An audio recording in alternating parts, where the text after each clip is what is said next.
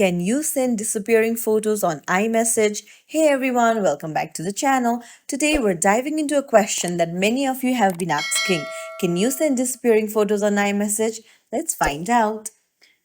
So, if you are wondering if you can send a photo or video that disappears for a short time in iMessage, then unfortunately the short answer is no.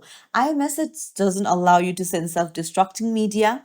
While you can send a photo or video for a limited time, like 2 minutes, there's a catch. During that time, the recipient can easily screenshot or save the content.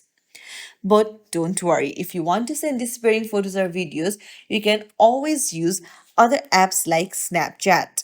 So go ahead and download Snapchat and you can send disappearing photos from this platform. And that's it. If you found this video helpful, don't forget to like and subscribe for more tips and tricks. Thank you for watching. See you in the next video, everyone.